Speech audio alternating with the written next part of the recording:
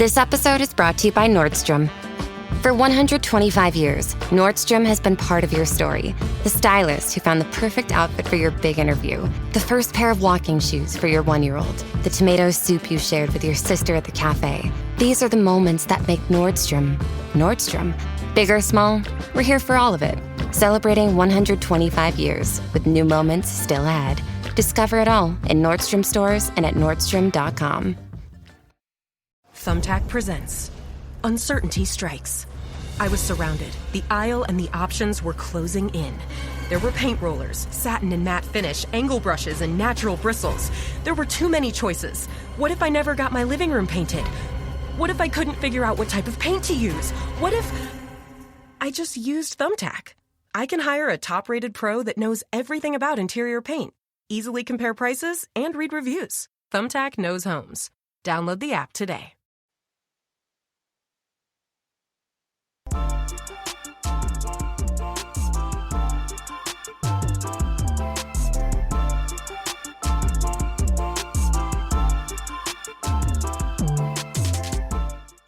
Welcome to the 10-12, the podcast that covers all 16 teams in the Big 12 Conference. Yes, that's right. We're back. I am your host, of course, Phillip Slavin. Thank you for joining us for our first episode of 2026. Not just the season, but the year. I don't think I ever did an episode in January, if I recall. Joining me today is my good friend, betting expert, and fellow Big 12 fan, Chase A. Kitty, father of two. Are we allowed to say soon to be three? I just did. So yep. I guess that's allowed. Hey, we're both going to have 3 kids. And I can tell you right now, it's more work. You know, I was just trying to catch up to you, Phillip. I feel like my whole life I've been chasing you. You know, keeping up with the Joneses. It's I don't know. Listen, it's the middle of the day on a Tuesday, and today we are going to try and knock out all 16 teams in 60 minutes, talk about win totals for the season, have some thoughts on each team. Listen, I would love to tell you that I am in top-notch A-plus form and that I have spent weeks, months preparing for this episode and have just dove so deep into each team preview that I know every in, out, roster addition, lost, coaching change. I don't. Okay? I don't. But enough people asked, and I felt like I just needed an outlet to talk about football, college football, Big 12 football. So here's the plan for this season. As long as we can do it, we will come to you once a week for the season. Chase and I will record on Tuesdays and drop something on Wednesdays that kind of recaps the weekend as best we can and looks to the weekend ahead. We're going to also try and keep this to a tight 60 minutes each week, which means we're not going to be able to recap every single game. We're not going to be able to spend the same amount of time on every single team. We're going to just kind of do the best we can to cover the Big 12 with an understanding of there are 16 teams in this gosh darn conference. I am a father of 3, Chase, soon to be a father of 3, and I love doing this, but there have to be some realistic expectations of what all I actually can do, because if you think I'm going to be able to watch every single game every week, yeah, I ain't young, I ain't in college, I ain't got the free time anymore, but I still love it, and I still love to do this, and I still love to watch football, and all football is good football. Yes, listen, you will get to a point where you'll understand, all football is good football. Bad football is good football. Because we get a finite amount of it, and you will enjoy what you're given. Such a good week 0 thought, too. All football is good football. Right. Okay. So like I said, tight 60 minutes. We got to hit 16 teams. That's a lot to try and get to. Plus, maybe make a bet for TCU for week 0. I think that sounds like a plan. So thank you, everyone, for listening. Do us a favor. Follow us on Twitter. X, whatever, 1012 Network. That's where we are. Maybe we'll post the video to this on YouTube. I don't know. Depends on how much time I have to get this stuff edited on Tuesday night before Wednesday. So, Chase, listen, we could sit here and dilly-dally and hem and haw and continue to waste our precious time. But I think we just dive in. We're doing this in alphabetical order because it's the best order to do it in, because it's the easiest order to do it. And yes, there'll be chapters you can skip to your team. I'll try if you want and just, ignore all the other ones. Let's dive in. We'll start with Arizona. Heading into this season with a win total of 7.5. Chase, you have a fantastic article that everyone should read at BetMGM where you talk about the win totals for 2026 and futures for all 16 teams. It came out on August 21st, so it's still pretty recent. And those BetMGM numbers are the numbers we're going to use for this fun little conversation. So like I said, the win total at BetMGM, 7.5 plus what is it? Plus 110 on over, minus 135 on the under. What are your thoughts on Arizona heading into the 2026 season, sir? Yeah, I mean, they're kind of in that middle piece of the upper class of the conference. So it's a 7.5 and slightly juiced under. I'll make my annual caveat here at the top about win totals.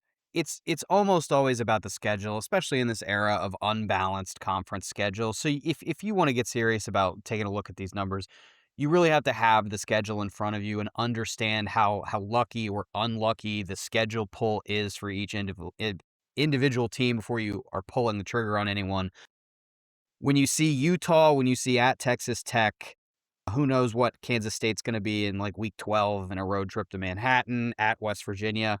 That to me is kind of a tougher end schedule when you look at the road games and the teams that they draw. So at 7.5, I think this is a pretty fair number. I would go under or pass. And so for the sake of the exercise, I'll say under. But I think this is a pretty fair market number at minus 135 under 7.5. I think that's fair. I have the over though.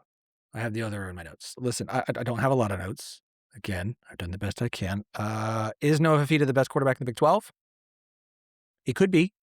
I think there's an argument for a few different ones. I don't think this is a great year for quarterbacks in the Big 12 this year. So, and Noah Fifita's been one of the better ones, at least last year, or 2 years, or 3 years ago. So I'm excited to see what he does. Listen, the defense has a lot to replace. A lot of guys who went to the NFL. They did a lot of replacement out of the portal. As we know, to me, a 50% hit rate on portal guys is a successful portal class. But 50% of your guys do what you hoped they would do. That's success. That's a big ask. Like every once in a while, you get a situation like Texas Tech last year where it's just like they almost had 100% hit rate. That's a hard thing to do. But the schedule, as you mentioned, the end of that schedule, that tough stretch there in November between from Halloween, where you got to go to Texas Tech, you get TCU, you get Utah. I think you can throw in the following game at Kansas State. It's not the easiest schedule to end of the year. You got to play BYU in week 2 in Provo. It is a tough schedule, but I think this is a good Arizona team. And I think they have an opportunity to get to 8 wins here. You get Northern Arizona, Northern Illinois. You got to go to Pullman, but I don't have high expectations for Washington State. Cincinnati's at home. You got to go to West Virginia, which is always a fun thing. I love Arizona, West Virginia teams having to go face each other on the road. It just amuses me that that's a thing in the Big 12 Conference. I'll never get over it. You get Iowa State.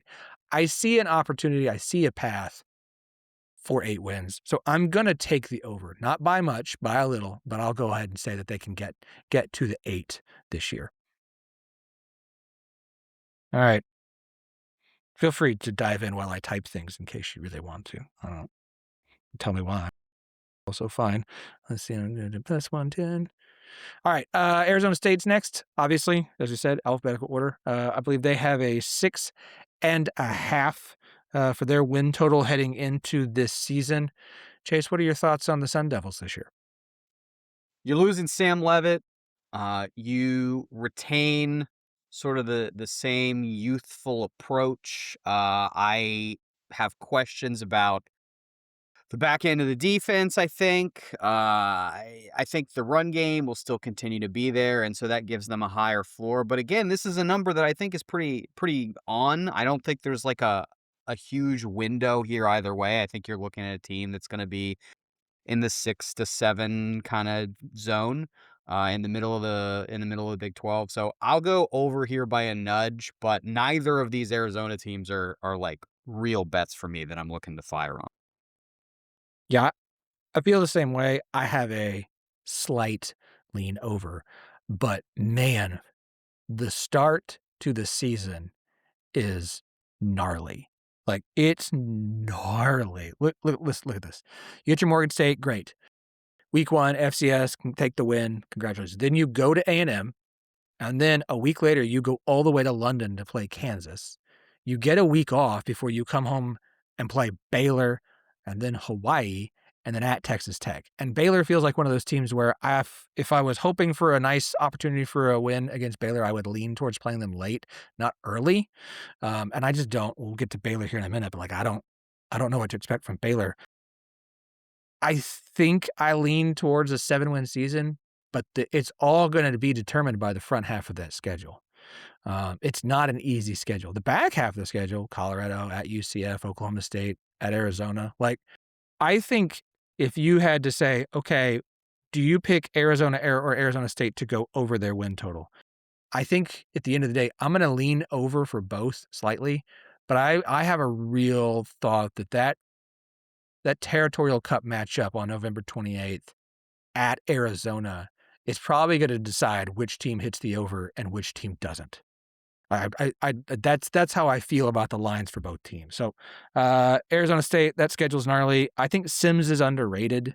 And it's not that I think that Sims is like really good. I just think it's become such a popular thing to like not like the quarterback for Arizona State that now it's like buying value on a depreciated stock where everyone's like, well, I'm just gonna go give me some.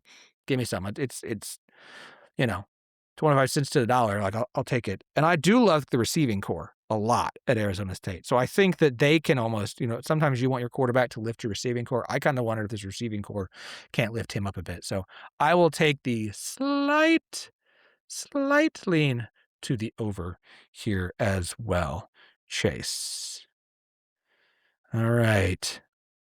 I'm going to keep track of my notes here. All right. As we mentioned, Baylor coming up because Baylor's here. Baylor Bears. Dave Aranda, hot seat candidate for this season.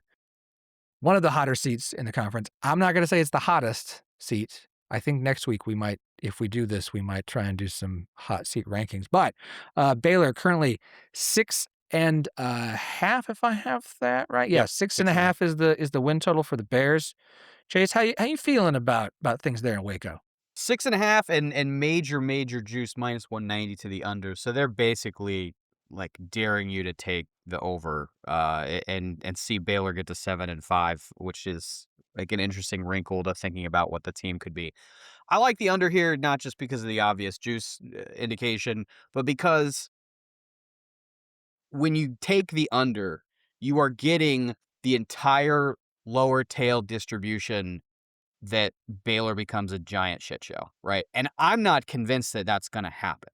But if you're evaluating what the season could be from a preseason perspective, you have to acknowledge that, okay, this could be one of those scenarios where they should have fired Aranda. They decided to sort of sit on their hands, and now you're sort of like what happened with Matt Rule at Nebraska, countless other examples, where you're going into the next season and you're like, oh, this is over. What were we thinking? And Aranda Baylor gets blown out by Auburn in week 1. They're like 2-3 or 1-4 or something going into the bye, and they just say, we're ripping the Band-Aid off here, right? There's all kinds of negative distributions that you have to think about if you're going to bet a team like this. So am I personally interested in betting on a -190? No, because the juice isn't worth the squeeze. But there's a reason that -190 is there on 6.5. And so I'm an under here because it captures the most likely shape of the season. And probably in a future week, I would love to talk about the glass half full vision for Baylor because I actually kind of like that they kept him. But that's just me. Ooh, okay, hold on. Let me make a note here. Glass half full Baylor. Keep that in mind in case there's any other glass half full teams you want to talk about. We might make that a topic for next week's show. I like that. Listen, we're doing it. We're doing it live, folks. We're doing it live. Baylor. I'm trying to find that week 1. Yeah, it's interesting to me that Auburn is only a 7-point favorite to open the season against Baylor. Like I don't know that it means anything. It's week 1. It's a new season, new teams, blah blah blah. It is interesting to me that Auburn's not a bigger favorite, given how I think a lot of people view Baylor heading into the season. Auburn with a new coach, new team. I'm really interested. Like that's one of my circle it big week 1 games because I'm so interested to see what Baylor looks like, as much as Auburn, but Baylor looks like in that season opener. The schedule down the stretch, those last 3 games, my goodness. BYU on the road, Texas Tech at home, on the road at Houston. And I realize Houston's, but like Houston's, we'll talk about them. Yeah. They're going to be good this season. Mm-hmm. That final 3-game stretch could really, like, this team's either done or they're playing for something. Does Baylor have the Big 12's best punter? I think that's an option here. I think that's in play. Kansas State former Kansas State defensive coordinator is taking over. Listen, it's a new guy calling the defense for like what feels like every single year for Dave Aranda, which is just a wild thing given that was his whole bread and butter coming into Baylor as the head coach, and it's just every year it's something different. The other part of that stretch there at the end, man, the fact that, what is that, 1, 2, 3, 4 of their last 6 games are on the road. At Kansas, at UCF, Iowa State at home, at BYU, Texas Tech at home, at Houston. And I get that the last one in Houston is still in the state. It's a tough closing stretch. Like it is almost a schedule designed to get Dave Aranda fired, because you can imagine that they're sort of like an on-the-fence 500-ish team, and then you are arguably finishing the season against who might be the 3 top finishers in the conference. And if it's just like blowout, back to back to back, it just makes you look way worse than you were. Like, Aranda could have a perfectly fine season, and you get smashed up against those rocks at the end, and you're done. Yeah. Could they hit 6 and go to a bowl game? Sure. Because they could start 3-1. Like, you lose to Auburn, then beat Prairie View, beat Louisiana Tech, beat Colorado. You've got Iowa State at home. Like, I could see them finding a way to, be better than we think, and eking out 6 wins. More than 6 against the schedule with the way the schedule ends in the last 6 weeks. Nope. No, I'm again, it's juiced to the under, or it's set up to, like, you don't want to take the under. I'm not betting this for real, but it's the under. I don't know how this team hits 7 wins in the regular season. This episode is brought to you by Nordstrom. For 125 years, Nordstrom has been part of your story. The stylist who found the perfect outfit for your big interview. The first pair of walking shoes for your 1-year-old. The tomato soup you shared with your sister at the cafe. These are the moments that make Nordstrom, Nordstrom. Big or small, we're here for all of it. Celebrating 125 years with new moments still ahead. Discover it all in Nordstrom stores and at Nordstrom.com. One team I expect to hit over 7 wins in the regular season, of course, BYU. Their total set at 8.5. Ooh, Chase. BYU. Yeah, it's a fascinating number, because this is a team that went 11-1 last year, and yet there is really not a lot of like national smoke around that, because of the way last year ended with, like, BYU is one of these teams, kind of like Notre Dame, that had a legitimate gripe that they should have been more heavily considered for the playoff last year. But nobody even took BYU remotely seriously in a lot of the national conversations about, like, oh, who should that last power conference team be? The fact that they were sort of discarded and left out of the premium parts of that conversation kind of preserves their market for not getting priced out this summer. That's how I read it. They have a big non-conference game against Notre Dame. I think the market is assuming that October 17th game is just a loss. It's just like, oh, they're going to play Notre Dame. Let's see how they do in the other 11 games. I think Notre Dame is absolutely on watch to lose that game. If BYU gets that one, the win total is a formality, right? They're and over. Even if you stipulate, though, in the preseason, I'm coming from the future and I'm telling you they're going to lose the Notre Dame game. So they've got to go. This is an 8.5. They've got to go 9-2 against the rest of that schedule. There's no Texas Tech. There's no Houston. They've got a winning streak against arch rival Utah, who's working in a whole new staff this year. It's a pretty good 8.5, man. Like, even at minus 160, my computer would tell you that that's a good bet, even at minus 160, and even if I'm telling you the Notre Dame game is a loss.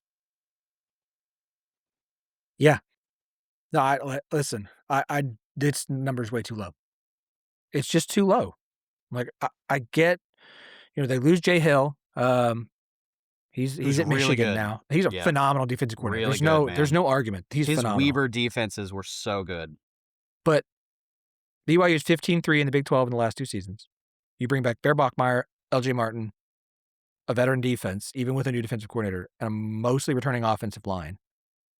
Like, the toughest stretch of the schedule is maybe, like, no, it's obviously, like, let's set Notre Dame aside. In conference play is what? Arizona State and then at Utah?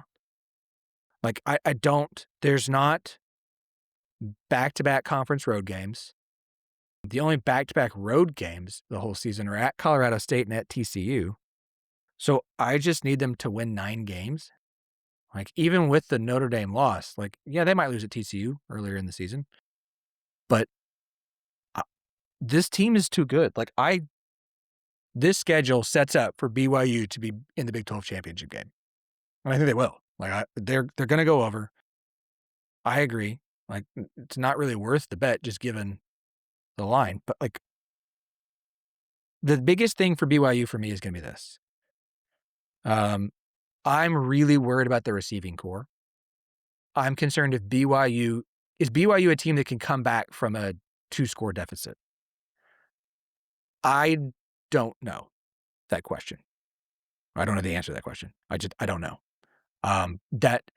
That's where I would be like, okay, if they run into a team with a really good quarterback and a really good offense, that's where I might get concerned. The thing is, in the Big 12, like, okay, so maybe that's Arizona week 2 at home. Maybe that's TCU, like I mentioned, on the road, October 3rd.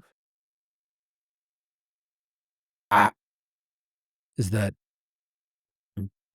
Baylor? Is that Arizona State? Like, those are both at home. Utah? We'll talk about Utah. Like, that could be. But for me to sit here and say, like, they're going to lose 4 games in this schedule, even with the Notre Dame assumed as a loss, like, I just don't see it. I think this is a good BYU team, and I think the schedule stacked out for them really, really well this season. And so sometimes it's that question of, like, is a team good, or is it that the schedule is really favorable? There's a team coming up that absolutely fits that narrative. I think BYU is a combination of the two. It's why I think they're in Arlington this year. I think they're in the Big 12 title game. I think you should be looking at BYU alternative win totals. I think you should be looking at BYU conference futures. I think you should be looking at BYU playoff futures. Yeah, I like that. I do. Yeah. Okay. Moving past BYU, Cincinnati, the Bearcats. My favorite, my favorite football coach in the Big 12. He is. I don't know how you don't like Scott Satterfield. I don't know how you don't think that was a great hire. Oh, wait, I don't. I haven't. And I think it's time for him to probably leave, which I think he probably will. Win total is at 5.5. They're not even projected to get to 6 wins in a bowl game. So I think I lost Chase, so I'll let Chase go as soon as he gets back. But I'm going to go ahead and go until then. Hold on, let me get the schedule up here in front of me. All right, Chase, Yes. Cincinnati, 5.5. Which way are you going? There are multiple Big 12 teams that have Sun Belt quarterbacks this year that scored transfer quarterbacks in the portal from Sun Belt teams. So I'm kind of leaning on some of my experience watching a lot of Sun Belt football as a James Madison graduate in projecting some of these. I got to tell you, I'm not a huge JC French guy who was at Georgia Southern previously before he got to Cincinnati. Phillip's issues with Satterfield on this podcast have been pretty well documented. What? I'm not going to say this declaratively. I think there's a chance this is the worst team in the Big 12. I think there are some other contenders I want to consider, but I think this is in the running for the worst team in the Big 12. And I don't really love the schedule that Cincinnati drew either. So for those reasons, this is an under for me. Yeah. I'm not going to go as far as worst team in the Big 12. I think there's 2 other candidates I think have a stronger stake to that claim. but under minus 155. Cool. I'm also under. Like this schedule makers did them no favors. Open with you get non-conferences: Boston College, Western Carolina, Miami of Ohio, the rivalry game. Y'all don't. I know this is gonna sound crazy. Like, I wouldn't be shocked if Miami of Ohio won this year. You got to go to Arizona. Here's the closing stretch for this team. Starting October, let's just start with October 17th. They got to go to West Virginia, who's going to be After the bye. This is coming out of the bye. You get okay. So at West Virginia, home for Texas Tech, home for Utah. So you get Texas Tech and Utah back to back. Then you go to Houston. That's fun. You get Iowa State on the road. I don't know that Cincinnati is going to be significantly better than Iowa State. Then you get Colorado. I don't know that Cincinnati is going to be significantly better than Colorado. So let's call those two toss-up games. And then you close at BYU. Yeah. Plus you have Kansas State. Like, it's not like yes, you got Iowa State and Colorado late. That's great. Like, I would absolutely see Cincinnati being like, oh, we might get to a bowl game because we just beat Iowa State and Colorado, and then just absolutely laying a turd burger on the field in Provo. No, under, and by Scott Satterfield. It will finally be done. I agree. It doesn't listen. I am interested, at least, in Nate Woody, the defensive coordinator from Army. I'm at least intrigued there to see how the defense looks. But also JD French feels like Temu Brendan Sorsby. Is that a fair? He kind of reminds me of Brendan Sorsby, but like, a joke here somewhere about like, I mean, we don't need to kick anybody when they're down, but I mean, I don't want to bet on it, but he might. There you go. Is it too cliche to even name check Brendan Sorsby in the college football win total betting preview episode of the 10-12 podcast? Questions that don't need to be answered. As many times as we can. All right, moving off of Cincinnati, we're almost halfway through, and we're not halfway through the list, so we may not have on to pick pace. up the pace here a little bit. Listen. I'm in my 40s. This is my pace right now. Okay, Colorado, currently with a 4.5 win total. The lowest win total in the Big 12, which is not the team I would have put the lowest win total on. That team will be coming up soon. But 4.5 for Colorado. Is the Deion Sanders era about to come to an end in Boulder? Chase, what's your thoughts here? So you just told me we're not quite on pace here, so I feel like I need to abbreviate my comments just a little bit, but this is a team I actually have a lot to say about. Hit it. You can just save other teams for saying less if you want. I kind of love what Colorado did this offseason. And this is something I've written about this summer is, I've been really critical for a lot of the last 3 years of Deion's approach. And what Deion Sanders and his staff did this offseason was they stopped talking a big game, and they stopped like formulating talking about we're going to bring in 80 new guys and it's going to be the best guys and I'm Coach Prime, and they're not bringing in like 5-star SEC flunkouts anymore. They played the game like a mid-level, low-level power conference team should play the game. They went and found overlooked but productive FCS and Division II guys in the portal, brought them to Colorado where they think they can be productive and work and play well at the next level. They treated FCS like a minor league system to pull guys up from, which I hate that that's what FCS has become, but that's what it functionally has been the last few years. And then they supplemented that with other guys from other power conference programs and G5 programs, G6 now, that they're willing to take chances on, right? So that's what you should do if you're Colorado, because you're not the flashy destination for every great college football player. You're Colorado. Like, you are kind of irrelevant. Like, you would be even more relevant if Deion Sanders wasn't the head coach. So I love this approach because it's kind of honest about who they are. I like that they brought in the Sac State guy to run the offense. I think that's going to work really well. I think this is a program that is going to be way more like I don't think Colorado is going to be dumpster fire like layup easy jokes this year. I think they're going to be a sneaky good team.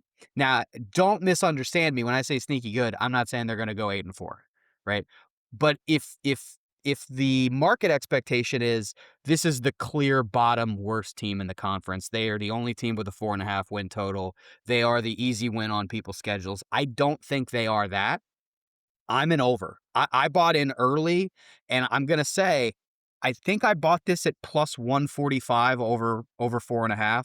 The market is at plus 125 over 4.5 right now. So the market agrees with me, and I don't think there's a huge volume of over Colorado bettors out there. So in this case, I think this is an example of sharp signals that are moving the number. So for those reasons, I'm really interested in watching what Colorado turns into this year. So let me say this. I have a hard time with the over-under here. I think the value on Colorado is game to game during the season, where I think they're going to have a lot of games where they're going to go into the game as a big dog, and you're going to make some money betting on Colorado to get the cover. Not the win, but get the cover. The problem I have with Colorado, and I'm very torn on over-under. I'm going to go with the under. Not because I think Colorado's the worst team in the Big 12. I think their schedule is the most brutal schedule in the Big 12. Your first 6 weeks, let's read through this. At Georgia Tech, Weber State at home. Okay, there's a win. At Northwestern. Do I think Northwestern's going to be very good? No. You still have to go on the road again. Could be a coin flip game. Then you start conference play at Baylor. Then you get Texas Tech and Utah at home in back-to-back weeks. That, if they start 1-5, don't be shocked. Like, they could. They could very well start 1-5. And if they do, there's no guarantee the wheels don't come off the ship. Dion doesn't just say, all right, I'm out bounce. It's very reasonable to look at that and see. You got, there's some stuff going on there. You look at transfer wide receiver, Danny Scudero. Apparently there was some Instagram posts and he was in it where he's seen on a boot with a boot and crutches. Like, that's not great. Have you ever looked at the Our Lads site? Chase, I always like to use it when I'm looking at Yes. depth charts. If you look at the Our Lads site for Colorado, their defensive 2 deep, there are 2 returning players. On the defensive 2 deep, 2 returning players, 1 2 freshmen. Everybody else is a transfer. It's a great eyeball by you, but I would argue that that's pretty priced in as part of what the Dion experience has been the last 4 years. No. So Yeah. I think that's in the number. Yeah, no, listen, I understand that. Like, their entire second string on offense is transfer as well, but that's what Colorado is, and I understand that. I just, like, that's a wild thing to look at and be like, of these 22 players, 2 aren't new to town. 2, because 1's a true freshman. So it's wild. The schedule is brutal. Like, it is a brutal schedule. That's the first 6. Your back half is at OSU, Kansas State, at Arizona State, Houston, at Cincinnati, UCF. Like, it's not like that. Like, it lightens up in the back half because they get more home games, but it's not like they were done a favor.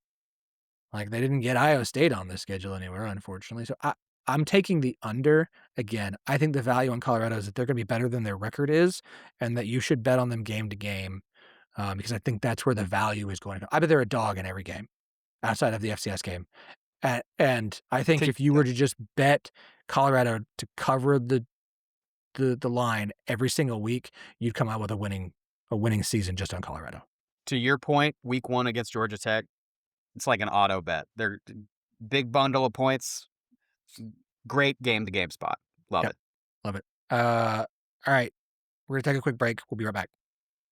So good, so good, so good. New fall arrivals are at Nordstrom Rack stores now. Get ready to save big with up to 60% off brands like Vince, Steve Madden, Kate Spade New York, and Boss. Stock up on the latest trends like animal print, lace, and suede. Join the Nordy Club for free to unlock exclusive discounts, shop clearance, and new arrivals before anyone else, and so much more. Plus, you can buy online and then pick up your order at your favorite Rack store. It's fast and free. Great brands, great prices. That's why you rack. All right, time to talk about the Houston Cougars, who are an 8.5 win total heading into this season. Chase, what are your thoughts on the Cougars? Might play for the conference title. It's an over. Don't overthink it. They're really good. They were 10-3 I have last year. I Don't have the over. overthink it. Yeah, I it's an have over. the now. Listen, I Sorry have for the being over. boring. Sorry for not No, saying like more advanced things, but no, like it's fine. this team's gonna be good, and the number is 7.5. If you want to, I think it even moved. It might it is have 7.5. moved. It's well. Go ahead and talk, but I'm gonna double check because that Okay, you do that. article. Yeah. Yeah. Well, I had it at 8.5 because I was listening to something else, but I don't. It's obviously moved around. Listen, if it's 7.5, over. This is a team that won a lot of one-score games last year. I think they'll be improved and not have as many. But if you want a reason to dock Houston, that's why. How many times in years past have we seen this team that wins a bunch of one-score games struggle in those the next year because that's what happens unless they make a good improvement. Now, I will say this right now. My Big 12 title game is Houston BYU. Yes, That's it what I'm has thinking right now. moved at BetMGM. It is now 8.5 plus 120 to the over, minus 145 to the under. And I'm probably still taking the over. I don't care. Let's say I'll take the over with you at 8.5. And the biggest thing, I gotta change it here in this thing. Okay, over. You know Plus what this number is? 120. This number and team, while you talk, this is are you paying attention to the Big 12 or are you just like a national person who's not really watching the conference? That's what this number is. Because if you're watching the conference, you know Houston's good. And if you're not, like they're not on a lot of national TV games. They don't get a lot of publicity. Like they're good, man. They're gonna be 9-3. They're gonna be 10-2. They're gonna be competing in November for the spot in the title game. Listen, they have to go to Utah and they have to go to Texas Tech. Like those things are going to happen. I would expect them to lose one, if not both of those. But I look at the rest of the schedule. Like, would it shock you if they were better than Utah? Like, we just don't know what to expect of Utah. But they don't play BYU. They don't play Arizona. Baylor's at home. They got to go to West Virginia. They got to go to Colorado. They have to go to Manhattan. Honestly, like if you ask me, like I would say if they're hitting this over, it's because their losses are at Texas Tech and at Kansas State, and they go on the road to Utah and they get that win. Because the non-conference is Oregon State, Southern, and a road trip to Georgia Southern, which would be weird, but like okay. Yeah, I mean they're going to be 3-0 over. on the non-conference. Yeah. They're over 3-0 on non-conference. They're hitting the over. They're going to be in Arlington. And by the way, they just signed another player, former All Big 12 selection Arizona State safety Miles Rouser. Because what are we doing here? What is I guess we could just add and drop players like this is a fantasy football league. Cool. Awesome. Great. All right, moving on. Iowa State. The win total, 5.5. Chase, what's your thoughts on the Cyclones? This is the one I really am struggling with. I'm going to say under here because somebody in this conference has to lose games. And I don't feel good about replacing like the number one. I mean, Iowa State people, check me if I'm talking out of school here, but like you're replacing the clear number one coach in like the history of like Iowa State football. I mean, all right. I think Iowa State's going to have. I think Iowa State will be the worst team in the Big 12. Someone's got to finish at the bottom. I think it's Colorado or Iowa State, and I'm leaning the Cyclones. New team coaching staff, new roster. Jimmy Rogers brought over a chunk of his 6-win team from Washington State. Plus, we know Iowa State doesn't have like the deepest pockets to spend on something like a roster. I like Iowa this year is going to be tough for them. They got to play Utah. They got to go to BYU. They got to play Arizona. Nah. I mean, they get Kansas State at home, so that's nice at the end, Farmageddon at the end of the year. But I don't. This is an under. Like, I don't know how they're hitting bowl eligibility. Like, it would be shocking if they hit bowl eligibility. Like, it just would be because that's what it would require for them to hit the over. I'm taking the under here. And I'm sorry, Iowa State. I really am. I want to things turn around quickly. I don't think the Jimmy Rogers hire was necessarily a bad hire. I don't think it's going to be a quick turnaround. I don't. So I'm taking the under, which is a plus 120, which is kind of shocking to me that it's a positive, not a negative. We lost Chase completely here. Lost him gone. So I assume he'll be back at some point, and I can get his thoughts on Iowa State as soon as he gets back. Tell you what, we'll just go ahead and move on, and we'll let Chase play a little bit of catch up here. That way we make sure we stay in our 60-minute window. We're moving on down to Kansas. Moving to Sunflower State. Very excited for the Jayhawks. Like win total right now of 5.5, I think is what I have here. 5.5. Kansas with 5.5.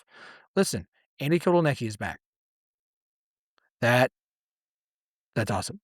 I love it. I think that's huge for them. They had their most success when he was the offensive coordinator. I think this is a good thing for them. They also have a pretty gnarly schedule. Start to the year wise. He's back. There he is. I love the internet. I love basements. Isn't it great? Basements are fun. We went ahead and just moved on to Kansas. 5.5 win total for the year. As I was saying, Andy Kotelnicki is back.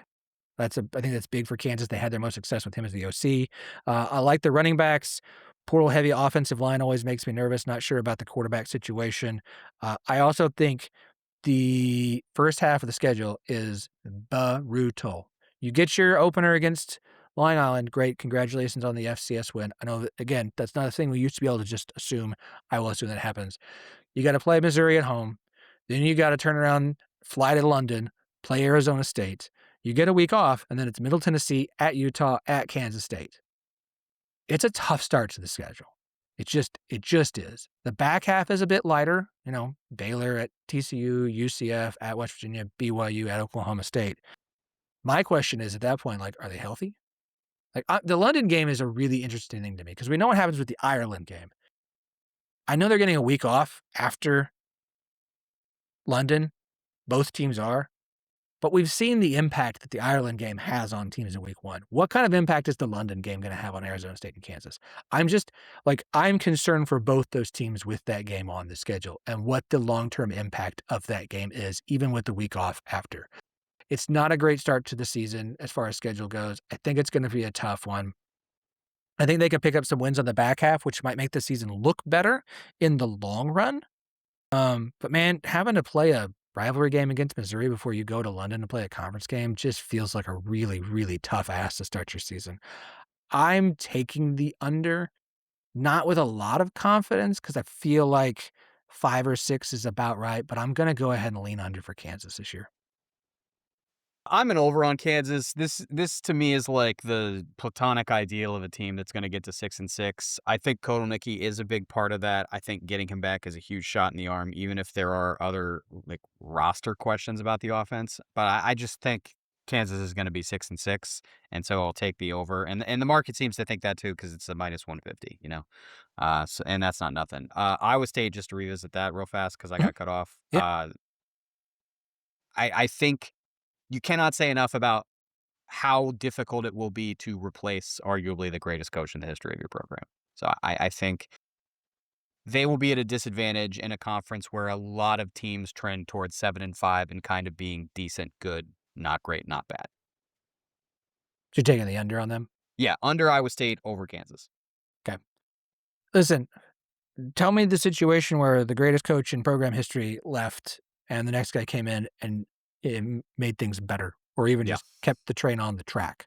Yeah. It's just not how it works. It's just not. All right. Staying in the Sunflower State, other side of these things, the purple side, Kansas State. Remember how I said there's a team where the question becomes, is the team really good or is the schedule just really friendly? That's the Kansas State Wildcats. Win total at 8.5 is what I have. Wait, let me share. Yeah, 8.5. Chase, what are your thoughts on the fighting Optimus Kleins?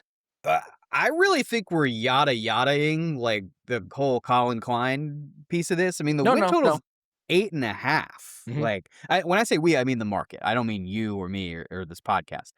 8.5 is okay, this team's going to be competing alongside BYU and Utah and Texas Tech at the top of the conference, and they might play in the conference championship game. I don't think that's what this Kansas State team is. I just don't. I think you went and got a really young offensive coordinator from Texas A&M to be your head coach. And the thought process was essentially, yeah, but he was sick here as the quarterback 15 years ago. And you know what? Stipulated. I watched him beat down West Virginia in 2012 in Morgantown. I was there. it was one of those, like, I'm leaving at halftime to drink in the parking lot games because the outcome was not in doubt, right? So he was sick 15 years ago. I don't think that means he's going to be a top end Big 12 immediately compete for the Big 12 championship coach. And it's nuts. He's like my age. We're the same age. I'm 35. And he's just going to walk into the Big 12 and like it's just crazy to me. I don't see the roster as that. Kansas State was 6-6 last year. I don't see this at all. And this is another example. I'm going to point to a couple more obvious ones as we go through this. But this is, to me, an example of sort of national blindness to year trends inside the Big 12. Kansas State was good under Chris Kleiman for many years. Kansas State had win totals in this general ballpark, 8.5 to 9.5 for many years. And this is just the market kind of keeping that status quo level for a program I don't think they're paying attention to. And to me, like, I think a fair market number for this team is way closer to like a 7.5 juiced under. 8.5, it's an under. For me, it's a big under, and I would play alts. Okay. I think a lot of this is, yes, it's Kansas State's general reputation. I also think the schedule does a lot. I will say this. I think maybe we finally see Avery Johnson that we've been teased for years when his pairing with Colin Klein. I do think that's going to be a lot of fun. The defense is obviously a concern, but no Tech, Utah, or BYU on the schedule. Houston and Kansas are both at home. I think your toughest games are at TCU and at Arizona State. I think when they play Houston, this is okay. Let me put it this way. Do I think this team's going to be awesome?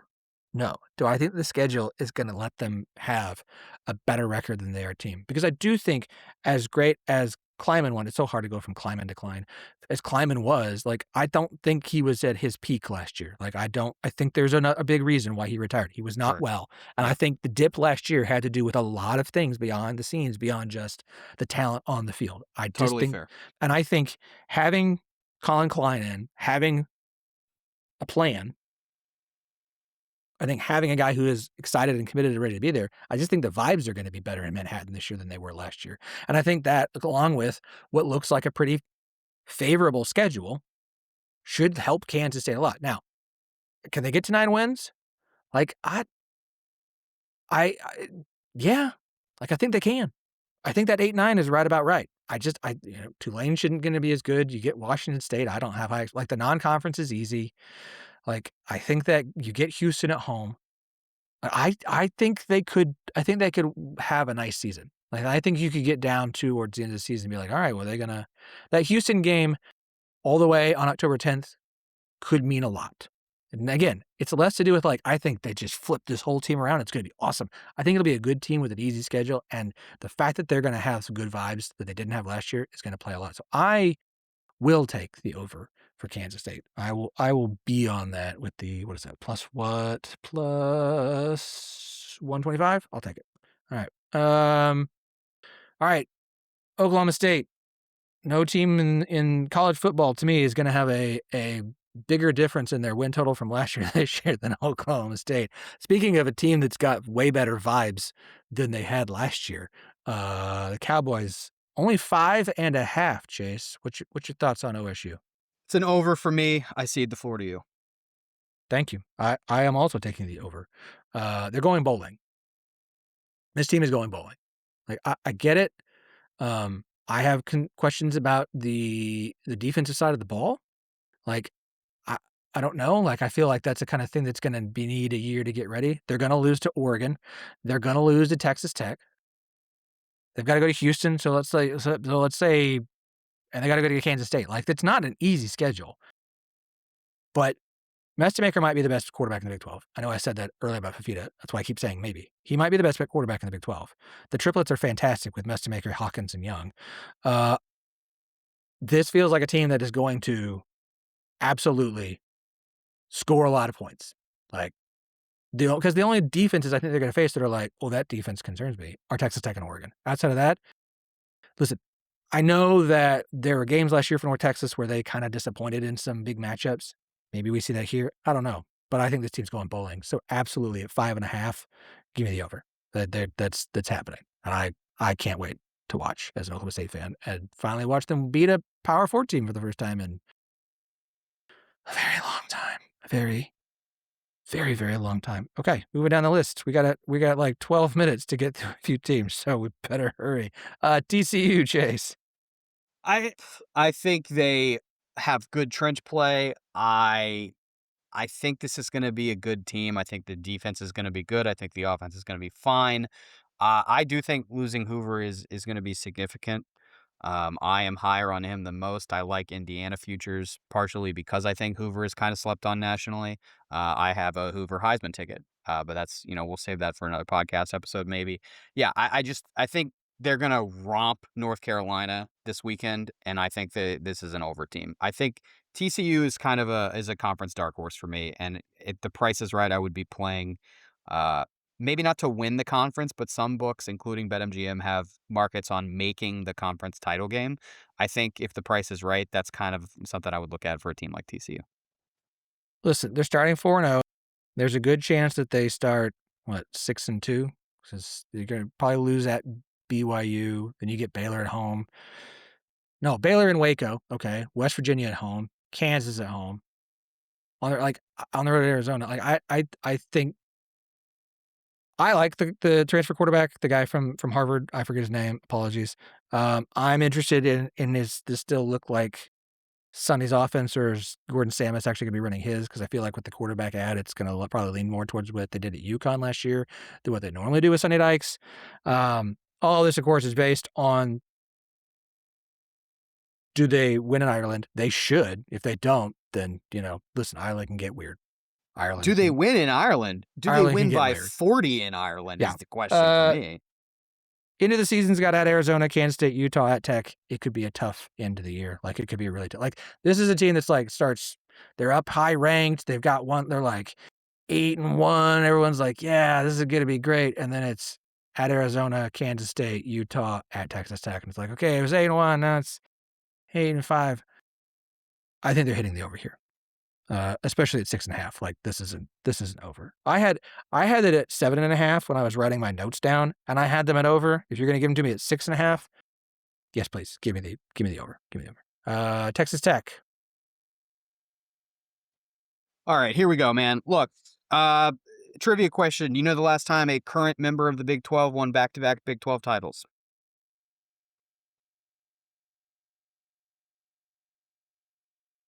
Yeah, never is one acceptable answer. I would also take Baylor if you want to count the joint title that they shared with TCU in 2014 after winning it in 2013.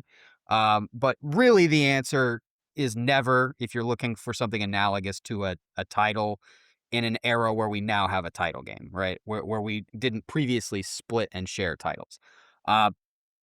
The national take on Texas Tech is one of these situations that is totally centered around we don't actually pay attention to that conference. This is not a conference where people repeat. And the idea nationally, it feels to me, the idea is something, lots of NIL money, they'll figure it out. They don't even need Sorsby, whatever. It'll be fine. Hammond, we think, is good too, even though we didn't know who he was 3 months ago because we don't pay attention to the Big 12. Something, Texas Tech by 1 million, right? That to me is the national perspective on Texas Tech. Well, they're spending money, so I'm sure they'll figure it out. 10.5 is crazy. It is so crazy.